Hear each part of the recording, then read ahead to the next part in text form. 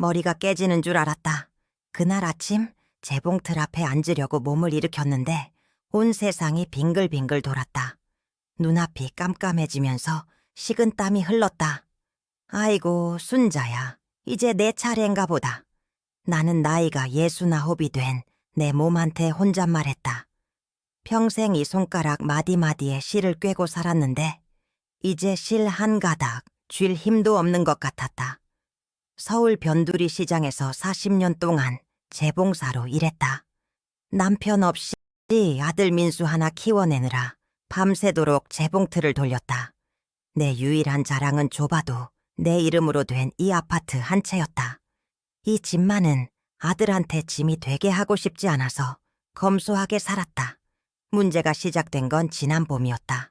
동네 의사한테 가니 의사가 내 팔뚝에 잰 혈압을 보고는 얼굴이 굳어졌다. 184에 110이라고 했다. 의사는 당장 약을 드셔야 합니다. 이러다 쓰러집니다. 했지만 나는 이미 큰일이 난 것 같았다. 의사가 약을 처방했지만 효과가 없었다. 두 번째 약, 세 번째 약까지 추가했지만 혈압은 꿈쩍도 안 했다. 의사는 소금을 완전히 끊으라고 했다. 그래서 소금 대신 간장도 넣지 않고 맹물에 나물을 데쳐 먹었다. 매일 아침 저녁으로 걷기 운동을 나갔지만 걸을수록 더 어지러웠다. 걷는 도중에 현기증으로 쓰러질 뻔한 적도 몇 번 있었다. 이상하게도 노력할수록 혈압은 더 나빠지는 것 같았다. 내가 아프니 아들 민수와 며느리 은미가 매일 문병을 왔다. 민수는 매일 저녁 내 방에 와서 건강 프로그램을 틀어줬다. 며느리 은미는 내가 가장 좋아하는 곰국이나 시금치나물을 정성껏 만들어 갖다 주곤 했다. 겉으로는 지극정성이었다. 하지만 그 과도한 친절 속에서 나는 묘한 긴장감을 느꼈다. 민수는 3년 전에 사업을 크게 말아먹고 빚을 졌다. 그때부터 늘 돈 문제로 허덕였다. 내 아파트, 현재 시세 3억 2천만 원 상당가 그들의 눈에 들어올 만도 하지. 사는 게 다 그렇다. 엄마, 의사들이 이 아파트 때문에 스트레스 받는 거 아니래요. 차라리 이 집 팔고 요양병원 근처로 작은 전셋집 구하는 게 어떻겠어요. 민수는 내가 아프기 시작한 이후로 부쩍 아파트 이야기를 꺼냈다. 네가 어릴 때 엄마는 네가 배고프다는 말 한마디에도 밤새도록 재봉틀을 돌렸다. 민수야, 이 집은 엄마의 전부야. 아직은 아니야. 나는 단칼에 거절했다. 그럴 때마다 민수는 얼굴을 굳히고는 저도 엄마 생각해서 하는 말이죠. 라며 서둘러 자리를 떴다. 며느리 은미는 말은 없었지만 그 눈빛으로 나한테 빨리 명의를 넘기라고 재촉하는 것 같았다. 나는 알았다. 마음이 약해지면 몸도 약해진다. 나는 일부러 더 단단하게 버티려 애썼다. 약을 4가지나 복용했지만 혈압이 잡히지 않자 담당 의사는 난색을 표했다. 순자 씨, 저희도 더 이상 해드릴 수 있는 게 없습니다. 스트레스 관리하세요. 이 정도면 언제 응급 상황이 올지 모릅니다. 의사는 사실상 나를 포기 선언했고 나는 더욱 외롭고 불안해졌다.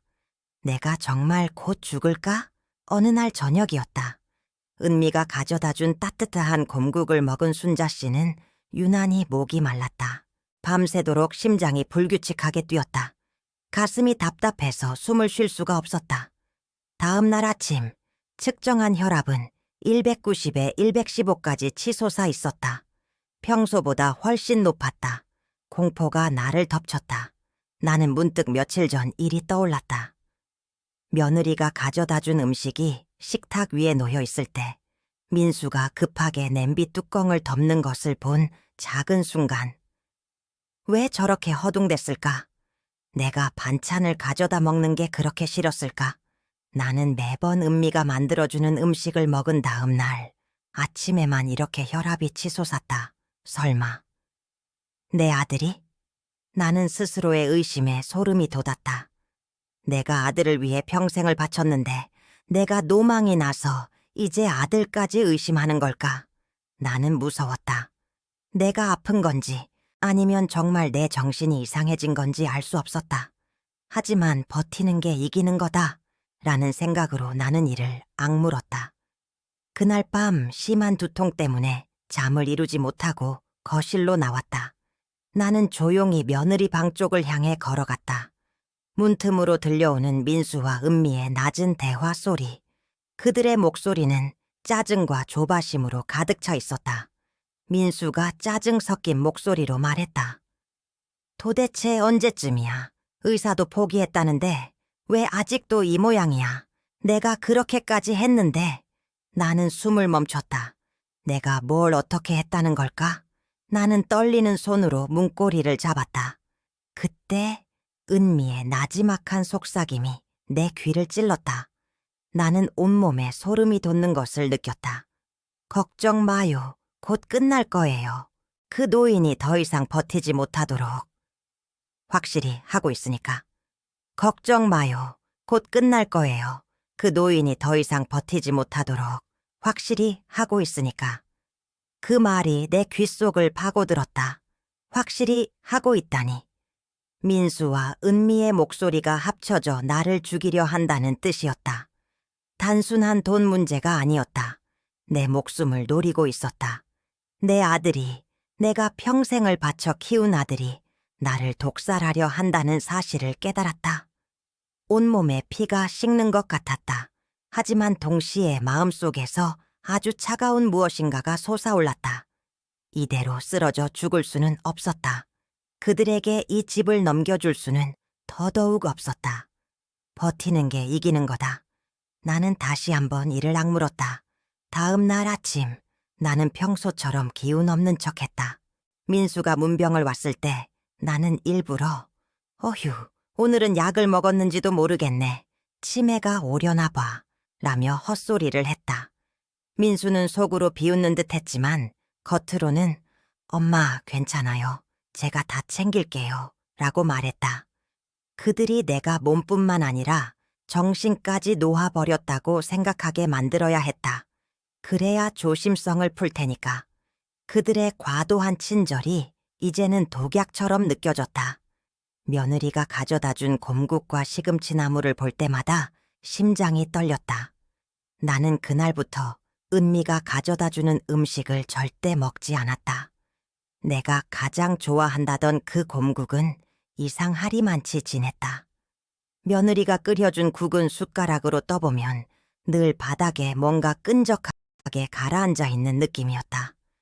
나는 며느리가 보는 앞에서는 한두 숟갈 뜨는 척하며 민망한 미소를 지었다. 하지만 며느리가 돌아가면 그 음식들을 몰래 휴지에 싸서 베란다 화분 밑에 숨기거나 싱크대에 살짝 흘려보냈다. 나는 내 몫의 혈압약 4가지도 며느리 앞에서 복용하지 않았다. 은미가 약을 챙겨줄 때마다 아이고 미안하다. 좀 이따가 먹을게 하고 말한 뒤 약들을 화장실 병이 뒤에 있는 작은 비누 상자에 숨겨두었다. 은미가 떠난 후에야 조심스럽게 꺼내서 물과 함께 삼켰다. 민수와 은미는 내가 여전히 약을 먹고 있는데도 혈압이 잡히지 않는다고 생각하고 초조해하고 있을 터였다. 나는 매일 아침 측정한 혈압이 190에 육박할 때마다 몸은 떨렸지만 마음은 더욱 단단해졌다. 이 모든 것이 그들의 짓이라는 걸 증명해야 했다. 혼자 힘으로는 안 된다는 것을 알았다. 이 싸움은 내가 재봉틀로 실을 꿰는 것처럼 혼자 할 수 있는 일이 아니었다. 나는 내 아들 부부가 전혀 신경 쓰지 않을 사람, 오히려 나이가 많아도 도움이 될 수 있는 사람을 찾아야 했다. 내가 아프다는 사실을 알고 지극정성으로 문병호는 민수와 은미의 눈을 피해서 움직여야 했다. 나는 옆동에 사는 박정자 여사를 떠올렸다. 박 여사는 20해 전에 간호조무사 일을 하다가 은퇴했지만 동네에서는 모르는 사람이 없을 정도로 건강 지킴이로 통하는 사람이었다. 나는 심한 어지럼증을 핑계로 아파트 단지 상가에 있는 박 여사의 집을 찾아갔다. 내가 몸을 일으키자마자 온 세상이 빙글빙글 돌았던 그 아침 일은 사실이었으니 핑계도 아니었다. 나는 박 여사에게 조심스럽게 내 증상을 모두 털어놓았다. 정자 씨, 내가 약을 4가지나 먹는데도 혈압이 잡히질 않아요. 의사도 나를 포기했어. 그런데 이상한 게 며느리가 만들어다 주는 음식을 먹은 다음 날 아침에는 꼭 혈압이 190 가까이 치솟아. 박 여사는 내가 말한 혈압 수치를 듣자마자 눈빛이 변했다. 박 여사는 고개를 끄덕이며 낮은 목소리로 말했다. 순자 씨, 약이 듣지 않는다면 외부에서 문제가 들어오는 거예요. 특히나 고혈압 약을 먹는 사람에게 가장 치명적인 게 뭐겠어요? 내가 아무 말 못하고 쳐다보자 박 여사는 더 속삭이는 듯한 목소리로 말을 이었다. 소금이에요. 나트륨. 아무리 저염식을 한다고 해도 누군가 고의로 소금이나 간장을 과하게 넣으면 약은 아무 소용이 없어요. 소금은 혈관을 쪼그라들게 만들어서 혈압을 올리는 독이나 마찬가지죠. 내 머릿속에는 민수와 은미가 이 아파트 시세 3억 2천만 원을 팔아 빚을 갚으려 했던 생각이 번개처럼 스쳐 지나갔다. 내가 의심했던 그 곰국과 시금치 나물에 엄청난 양의 염분이 숨겨져 있었던 것이다. 생각만 해도 소름이 끼쳤다. 내가 아들을 의심했던 것이 노망이 아니었다. 사는 게 다 그렇다고 생각했지만 이건 인간이 할 짓이 아니었다. 순자 씨, 이제 울 시간이 없어요. 그들이 당신이 쓰러지기를 기다리고 있다면 당신은 그들보다 더 오래 버텨야 해요. 그리고 우리는 증거를 수집해야 해요. 박 여사는 내 손을 잡고 단호하게 말했다. 나는 결국 은미가 정성껏 끓여왔던 건강 곰국 한 그릇을 유리병에 담아 박 여사에게 가져갔다. 며칠 전부터 조금씩 숨겨두었던 국물이었다. 박 여사는 약국을 운영하는 지인에게 부탁해서 간단한 나트륨 측정 테스트를 해보자고 했다. 이틀 뒤 박 여사가 떨리는 손으로 결과지를 내밀었다. 순자 씨, 이걸 봐요. 이 곰국 국물의 나트륨 함량은 순자 씨가 하루에 섭취해야 할 양의 3배 이상이에요. 이건 명백히 고의적이에요. 마치 아주 느린 독이나 마찬가지예요. 결과지를 보자마자 내 눈에서 눈물이 쏟아졌다. 내가 평생을 바쳐 키운 아들이 내 건강을 일부러 해치고 있었다니. 배신감과 함께 피가 거꾸로 솟는 분노를 느꼈다. 며느리의 그 가식적인 미소와 민수의 엄마 생각해서 하는 말이라는 말들이 모두 역겹게 느껴졌다. 나는 정신을 차리려 애썼다. 내가 이제 뭘 해야 할까요? 경찰에 신고해야 하나요? 하지만 내 아들인데 당장 신고할 수는 없어요. 경찰도 증거를 원할 테고 무엇보다 당신의 건강을 먼저 지켜야 해요. 그들은 당신이 병들기를 바라고 있지만 우리는 반대로 움직여야 해요. 박 여사는 이 싸움의 무기는 내 아파트가 아니라 내 건강이 되어야 한다고 말했다. 박 여사는 내게 긴급 혈압 관리 비법을 알려주었다. 박 여사가 간호조무사로 일할 때 환자들에게 가르쳐주던 방법이라고 했다. 민수와 은미가 나를 독살하려 하는 동안 나는 그들이 모르는 비밀 무기로 나를 지켜야 했다. 순자 씨, 혈압이 급상승할 때마다 약에만 의존하지 마세요. 약은 중요하지만 그들이 소금으로 방해하고 있잖아요. 약을 먹어도 혈압이 180을 넘긴다면 가장 빠르고 안전하게 혈압을 낮출 수 있는 방법이 있어요. 박 여사는 나에게 따뜻한 족욕을 가르쳐 주었다. 42도의 물을 무릎 아래까지 채우고 발을 15분 동안 담그세요. 따뜻한 물이 혈관을 확장시키고 피가 아래로 몰리면서 머리에 압력이 내려가거든요. 이 족욕을 15분만 하면 평균 23의 8mm Hg까지 혈압을 낮출 수 있어요. 나는 믿기지 않았다. 약도 아닌 그저 따뜻한 물에 발을 담그는 것만으로 혈압이 내려간다니. 하지만 박 여사의 눈빛은 진지했다. 나는 그날 밤 당장 족욕기를 꺼내 박 여사가 시킨 대로 물을 채웠다. 혈압을 재보니 178에 101이었다. 발을 담근 지 15분 후 다시 혈압을 쟀다. 숫자가 떨어지고 있었다. 155에 93. 나는 나도 모르게 소리를 지를 뻔했다. 내가 스스로 혈압을 조절할 수 있게 된 것이다. 그들이 내게 먹인 독을 내가 스스로 해독할 방법을 찾은 셈이었다.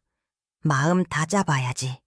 이 방법이라면 내가 그들보다 더 오래, 더 건강하게 버틸 수 있을 것 같았다. 박 여사는 또한 나에게 혈압 측정의 723 규칙을 적용하라고 지시했다.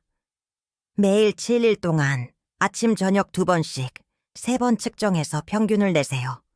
이 정확한 기록은 나중에 민수의 행동과 당신의 회복을 증명할 결정적인 증거가 될 거예요.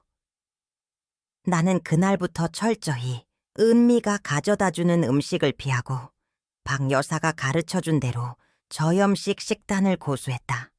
매일 저녁 아들 부부가 떠난 후 조용히 족욕을 했다. 내 몸은 정직하게 반응했다. 며칠 만에 내 혈압은 155에 95까지 떨어졌다. 여전히 높은 수치였지만 매번 200 가까이 치솟던 이전과는 확연히 달랐다. 나는 겉으로는 이전보다 더 심하게 앓는 척했다. 일부러 헛기침을 하고 문이 닫힌 방 안에서는 힘들게 걷는 소리를 냈다. 민수와 은미는 내가 곧 쓰러질 것이라고 확신하며 조바심을 냈다. 가장 중요한 증거 수집도 시작했다. 나는 며느리가 가져다준 곰국 샘플을 유리병에 담아 냉장고 깊숙한 김치통 뒤에 보관했다.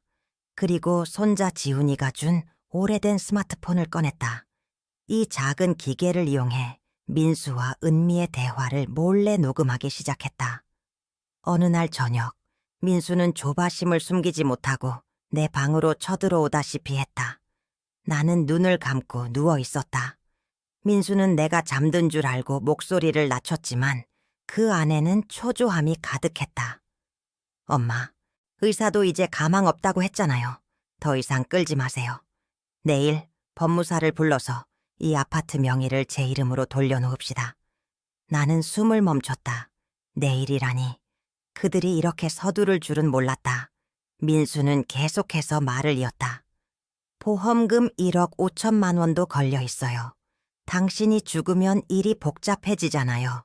그냥 미리미리 정리하고 가세요. 민수는 나에게 서명을 요구했다. 내가 죽기를 기다릴 시간이 없었던 것이다. 나는 떨리는 손으로 민수의 손을 잡았다. 일부러 최대한 떨리는 목소리로 대답했다. 알았다. 민수야, 엄마가 힘이 없어서 네가 하자는 대로 해야지. 민수는 얼굴에 확신과 안도감이 섞인 승리의 미소를 지었다. 그는 내가 마침내 굴복했다고 생각했다. 민수가 급하게 나가자마자 나는 침대에서 벌떡 일어났다. 숨겨둔 혈압계로 혈압을 측정했다. 150에 90. 나는 이 냉정한 상황 속에서도 평정심을 유지하고 있었다. 나는 며느리가 숨겨놓은 법무사와의 계약서를 찾아냈다. 서류는 내일 오전 10시에 명예 이전 서류에 서명하는 것으로 되어 있었다. 하지만 더 충격적인 내용이 있었다. 민수는 이 아파트를 담보로 이미 2억 원의 사채를 빌렸고 내가 내일까지 명의를 넘기지 않으면 48시간 후 이자가 눈덩이처럼 불어나 민수가 모든 것을 잃게 된다는 사실이 적혀 있었다. 민수에게는 시간이 없었던 것이다. 그래서 그렇게 급하게 나를 재촉한 것이었다. 나는 서류를 조용히 제자리에 두고 손자 지훈이가 선물해준 작은 녹음기를 꺼내 숨겨두었다. 그날 밤 나는 마지막으로 박 여사가 가르쳐준 대로 따뜻한 족욕물에 발을 담갔다. 23의 8mm Hg. 나는 내 혈압을 스스로 낮추고 있었다. 나는 마음을 다잡았다. 내가 곧 죽는다고 생각했던 그들의 착각을 내일 깨뜨려 주리라. 아침 8시 민수가 어머니의 방문을 열고 들어왔을 때 그는 침대에 힘없이 누워있는 어머니의 창백한 얼굴을 보았습니다. 엄마, 이제 그만 쉬셔야죠. 제가 다 처리할게요. 순자 씨는 천천히 눈을 떴다. 그녀의 눈빛은 더 이상 공포나 노망이 아니었다. 그녀는 입꼬리를 살짝 올리며 미소를 지었고 그 미소는 민수에게 등골이 오싹할 만큼 낯선, 차갑고 단단한 복수의 선언이었습니다. 그녀의 손에는 자신의 생명과 민수의 파멸을 결정 지을 증거가 숨겨져 있었습니다. 계속하기 전에 당신이 어디에서 보고 있는지 알려주세요. 이 이야기가 얼마나 멀리 전해질지 정말 궁금해요. 목요일 아침 10시 나는 아들 민수와 며느리 은미가 초조하게 기다리고 있는 거실로 들어섰다. 법무사는 이미 테이블에 명예 이전 서류를 펼쳐놓고 있었다. 민수는 나를 보며 안도하는 듯한 미소를 지었다. 내가 어제 네가 하자는 대로 하겠다고 대답했기 때문이었다. 그는 내가 침대에 힘없이 누워 서명하기를 기대하고 있었을 것이다. 하지만 나는 지팡이를 짚지 않았다. 나는 등을 곧게 펴고 걸어갔다. 내 걸음걸이는 더 이상 비틀거리지 않았다. 엄마, 오셨어요. 민수는 어색하게 웃었지만 내 눈빛을 보고는 미소가 굳어졌다. 그때 현관문이 다시 열렸다. 민수의 얼굴에서 핏기가 싹 사라졌다. 법무사와 함께 박정자 여사가 들어섰고 그 뒤를 따라 제복을 입은 2명의 경찰관이 조용히 거실로 들어섰다. 이게 무슨 짓이에요? 엄마, 노망 나셨어요? 왜 경찰을 불러요? 민수가 소리쳤다. 며느리 은미는 들고 있던 커피잔을 떨어뜨릴 뻔하며 뒷걸음질 쳤다. 나는 민수를 향해 걸어갔다. 내가 조격 덕분에 스스로 회복했다는 것을 알 리 없는 민수와 은미는 내가 완전히 기력을 회복한 모습을 보고 공포에 질린 표정이었다. 나는 그들 앞에 섰다. 내 눈빛은 흔들리지 않았다. 나는 떨리는 척하는 연기를 멈추고 단단하고 차가운 목소리로 말했다. 노망이 난 게 누굴까, 민수야. 이제 네가 하라는 대로 보여줄게. 나는 작은 스마트폰을 테이블 위에 내려놓았다. 손자 지훈이가 준 오래된 기계였다. 나는 화면을 터치했고 민수와 은미의 목소리가 거실에 울려 퍼졌다. 도대체 언제쯤이야 내가 그렇게까지 했는데 라는 민수의 짜증 섞인 목소리, 그리고 은미의 나지막한 속삭임. 걱정 마요. 곧 끝날 거예요. 그 노인이 더 이상 버티지 못하도록 확실히 하고 있으니까.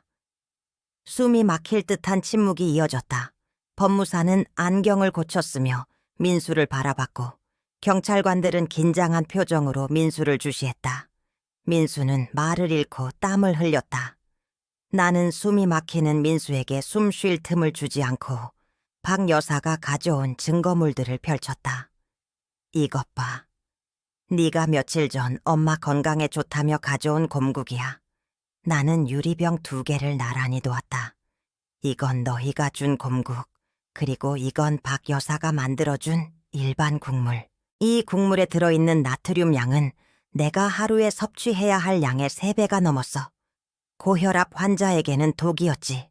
너희는 내가 약을 먹는 걸 알면서도 고의로 혈압을 올리는 독을 먹였어. 이 결과를 봐. 약국에서 정밀 테스트한 결과야. 민수는 고개를 저으며 소리쳤다. 엄마, 소금 좀 많이 넣을 수도 있는 거잖아요. 오해야, 오해라고요. 오해? 나는 민수가 숨겨두었던 법무사와의 계약서를 꺼내 테이블에 던졌다. 서류에는 내가 내일 오전까지 명의를 넘기지 못하면 민수가 아파트를 담보로 빌린 2억 원의 사채 이자가 눈던기처럼 불어나 모든 것을 잃게 된다는 내용이 선명하게 보였다. 네가 이렇게 서둘렀던 진짜 이유가 겨우 소금 때문이었을까? 보험금 1억 5천만 원과 이 집 시세 3억 2천만 원 때문에 너는 내 목숨을 갖고 도박을 했어. 나는 마지막 증거를 꺼냈다. 내가 박 여사와 함께 기록한 혈압 기록지였다. 너희가 독을 먹이는 동안 내 혈압은 매번 190 가까이 치솟았지. 하지만 이 기록을 봐. 너희가 알지 못하게 나는 매일 밤 42도의 물에 15분 조격을 했어. 이 비법이 약을 4가지나 먹어도 잡히지 않던 내 혈압을 스스로 23의 8mmHg씩 낮춰줬어. 나는 마지막으로 기록된 내 혈압을 가리켰다. 오늘 아침 내 혈압은 127의 81이야. 너희의 독이 내 몸을 파괴하지 못하도록 내가 스스로 버텨낸 증거지. 너희는 내가 노망나서 쓰러지기만을 기다렸지만 나는 너희보다 더 오래, 더 건강하게 살기로 결정했어. 모든 증거가 명확해지자 민수는 결국 무릎을 꿇었다. 그는 두 손으로 내 발을 잡으려 했다. 엄마, 제발요. 제가 잘못했어요. 저 혼자 남겨진 손주들은 어떻게 해요? 엄마, 우리 가족이잖아요. 저를 감옥에 보내지 마세요. 그는 눈물을 흘리며 애원했다. 나는 민수의 손을 뿌리쳤다. 내 눈에서는 단 한 방울의 눈물도 흐르지 않았다. 내가 네 봉제 인형 옷을 만들며 밤새도록 재봉틀을 돌린 것이 40년이야. 네가 빚을 갚으려 했던 3억 2천만 원짜리 이 집을 지키려고 평생을 바쳤어. 그런데 너는 1억 5천만 원 때문에 나를 독살하려 계획했지. 너는 내가 이 아파트보다도 못한 존재라는 걸 깨닫게 해줬어. 너는 더 이상 내 아들이 아니야. 너는 내 생명을 해치려 한 범죄자일 뿐이야. 나는 이제 나 자신을 지킬 거야. 경찰관 한 명이 단호하게 민수와 은미에게 다가갔다. 민수 씨, 김은미 씨, 당신들은 미수살인 및 사기 공모 혐의로 긴급 체포됩니다. 민수는 억울함을 외치며 끌려나갔다. 은미는 흐느끼며 그의 뒤를 따랐다. 그들의 비명과 울음소리가 현관문 너머로 사라지자 거실에는 무거운 침묵만이 남았다. 법무사는 혼비백산하여 명예 이전 서류를 무효화하고 즉시 자리를 떴다. 나는 드디어 내 아파트의 거실에 홀로 서서 자유롭게 숨을 쉴 수 있었다. 민수와 은미는 몇 달간의 재판 끝에 엄중한 처벌을 받았다. 민수는 어머니의 생명을 노린 행위와 녹음된 증거로 인해 징역 8년형을 선고받고 교도소에 수감되었다. 며느리 은미 역시 가담죄로 징역 4년, 집행유예를 선고받았다. 그들은 탐냈던 아파트도 보험금도 얻지 못했으며 아파트를 담보로 빌렸던 사채 2억 원에 대한 모든 채무는 오롯이 민수의 몫으로 남았다. 이웃들과 친척들은 이 부부를 완전히 외면했고 민수와 은미는 사회적으로 완전히 고립되었다. 나는 그들의 파멸을 막기 위해 애쓰지 않았다. 정의가 그들의 탐욕에 응답하도록 내버려 두었다. 내가 집중해야 할 것은 나 자신이었다. 사건 후 1년 반이 지났다. 나는 이제 71살이다. 나는 박정자 여사의 도움을 받아 아파트 단지 상가에 순자씨 건강 나눔방이라는 이름의 작은 사랑방을 열었다. 이 작은 공간은 고혈압과 당뇨병을 앓는 노인들을 위해 저염식 식단 정보를 공유하고 가정 내 학대 및 방치로부터 건강을 지키는 방법을 교육하는 곳이다. 나는 이제 매주 3번 동네 경로당과 나눔방에서 직접 간견을 진행하며 내 경험과 박 여사에게 배운 건강 비법을 전수한다. 나는 특히 따뜻한 족욕이 약물 없이 혈압을 관리하는데 얼마나 효과적인지 숫자로 강조한다. 나는 그들이 내게 먹인 독을 해독한 비법이 단지 따뜻한 물과 15분의 시간이었음을 강조한다. 내 건강 상태는 놀라울 정도로 회복되었다. 나는 꾸준한 저염식 식단과 규칙적인 족욕 덕분에 12kg을 감량했으며 더 이상 고혈압 약을 복용하지 않아도 혈압은 안정적인 125에 80mm HG를 유지하고 있다. 내 혈압이 매번 190까지 치솟던 시절은 이제 까마득한 옛날 이야기가 되었다. 의사는 내 건강 상태가 70살이 아니라 50살 후반과 같다고 진단했다. 나는 이제 손자 지훈이를 직접 키우고 있다. 지훈이는 사춘기를 잘 보내고 있으며 할머니가 다른 노인들을 돕는 모습을 보며 자긍심을 느낀다. 나는 지훈이에게 가족의 배신이라는 고통스러운 진실 대신 건강과 자기 존중의 중요성을 가르쳤다. 박 여사는 나눔방의 건강 지도사로 활동하며 우리는 함께 300명이 넘는 동네 노인들에게 건강관리법을 전수했다. 가끔 새벽 5시에 일어나 아파트 단지를 활기차게 산책할 때면 나는 과거의 나를 돌아본다. 내 몸이 약해져서 곧 죽을 거라고 믿었던 나, 내 아들의 거짓 친절에 속았던 나, 오늘 나는 안다. 내 몸이 나를 배신한 것이 아니라 내가 나 자신에게 귀 기울이는 것을 멈추었을 뿐이었다. 민수는 나를 죽여서 이 집을 탐냈지만 그들의 악의 덕분에 나는 이 집을 수많은 이들에게 건강과 희망을 전파하는 등대처럼 사용할 수 있게 되었다. 그들은 내 인생의 마지막 몇 년을 훔치려 했지. 하지만 그들의 계획 덕분에 나는 내 남은 인생을 온전히 되찾았고 내가 원하는 방식으로 살고 있어. 그들이 탐냈던 3억 2천만 원의 재산보다 이 건강한 자유가 내게는 훨씬 큰 부다. 내 아들이 나를 노망난 늙은이로 만들려 했지만 나는 오히려 내 몸의 통제권을 되찾았다. 나는 이제 나눔방 창문으로 들어오는 따뜻한 아침 햇살을 맞으며 손자 지훈이가 가져다 준 찻잔을 든다. 민수는 나를 죽이려 했지만 나는 그의 탐욕을 묻었다. 가장 조용하고 완전한 복수란 소금도 약도 필요 없는 것이다.